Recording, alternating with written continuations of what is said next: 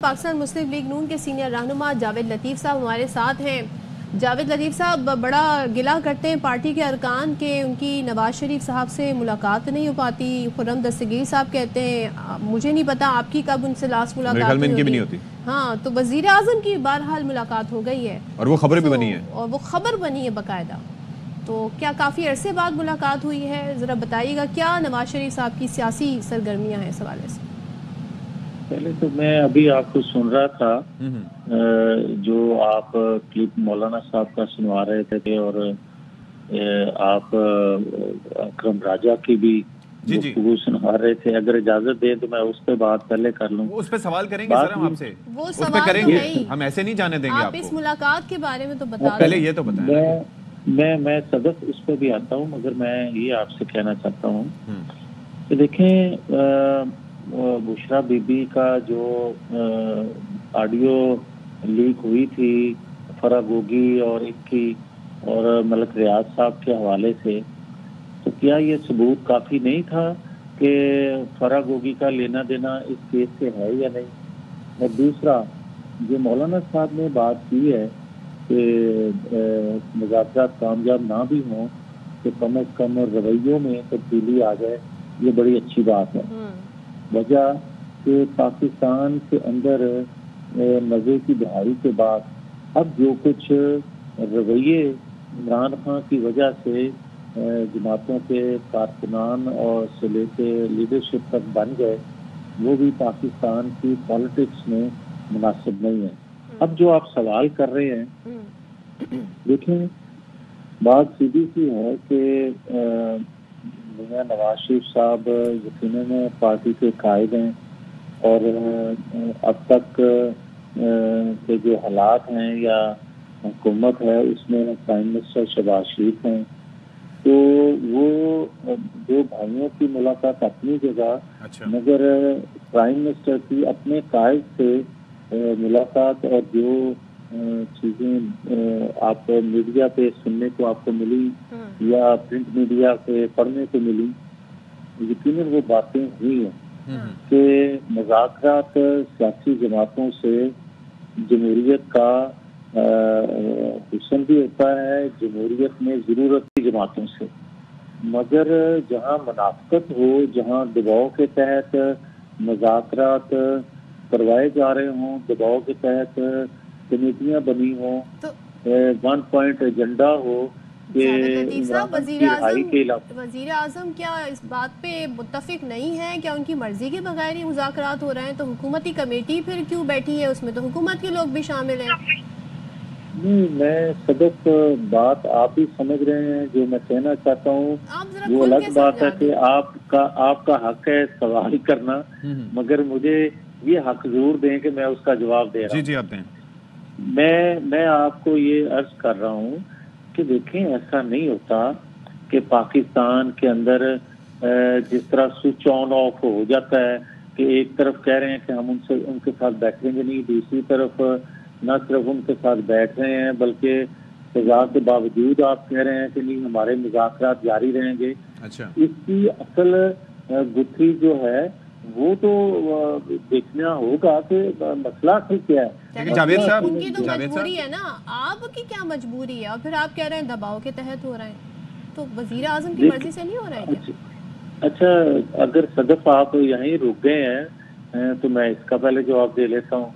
بات یہ ہے کہ یہ دباؤ کے تحت عالمی قوتوں کا دباؤ تھا، میں نے یہ کہا ہے، عالمی قوتوں کا دباؤ تھا، دباؤ ہے، اور جو ریاست معاشی طور پہ کمزور ہوتی ہے اور خاص طور پر کیونکہ ہم نیوکلیر پاور ہیں اور مالیاتی اداروں سے ڈیل بھی کرتے ہیں، مالیاتی ادارے ان کا ہتھیار ہیں اور وہ ہتھیار پاکستان میں اپنے مفادات کے لیے استعمال کر رہے ہیں، عمران خان کے لیے نہیں۔ ان کے مفادات جڑے ہیں، یہ کہ آپ سی پیک بند رکھیں، ان کے مفادات ہیں کہ آپ ایران سے فاصلہ رکھیں، ان کے مفادات ہیں کہ آپ انڈیا کی سرپرستی یا انڈیا کی بالادستی قبول کر لیں۔ یہ ساری جو چیزیں یعنی کہ اس کے لیے وہ اس حد تک جا سکتے ہیں، آپ یہ عالمی قوتیں یا بالخصوص جس جانب آپ کا اشارہ ہے کہ وہ پرسن اسپیسیفک ہو کر بھی ڈکٹیشن دے سکتی ہیں دیکھیں ڈکٹیشن وہ دے رہی ہیں. اچھا. دیکھیں مالیاتی ادارے جو میں نے پہلے عرض کیا، مالیاتی ادارے ان کا ہتھیار ہیں. اب کوئی پیٹرول بم پھینکنے کی ضرورت نہیں ہے یا کوئی ایسی تنصیبات کا حملہ کرنے کی ضرورت نہیں ہے. ان کو فوجی تنصیبات کو ٹارگٹ کرنے کی ضرورت نہیں ہے. مالیاتی ادارے ہی کافی ہیں آج کے دور میں. جس کی معیشت، جس سیاست کی کمزور ہو اور لیکن جاوید صاحب، کمزور کرنے کا ہم جو سمجھنا چاہ رہے ہیں کہ کیا وہ امریکہ یا کوئی بھی ملک ہو، دو ملکوں کے تعلقات تو ظاہر ڈفرینٹ نوعیت کے ہوتے ہیں. اب یہ ہے کہ اگر جیسے ٹرمپ صاحب سے کافی امیدیں لگائی جا رہی تھیں، کیا پرسن اسپیسیفک ہو کر وہ ایسے ڈائریکٹ کر سکتے ہیں کہ جی آپ نے اس بندے کو یہ کرنا ہے، اس بندے کو نکالنا ہے، نہیں تو یہ ہوگا، نہیں تو وہ ہوگا؟ ایسا ہوتا ہے یا ایسا ہو سکتا ہے؟ دیکھیں اشفاق صاحب، جو میں کہنے کی کوشش کر رہا ہوں نا وہ یہ ہے کہ ان کو عمران خان سے عشق نہیں ہے، ان کو اپنے مفادات سے عشق ہے. اچھا. ضرورت ہے، اپنے مفادات کو وہ مد نظر رکھتے ہیں.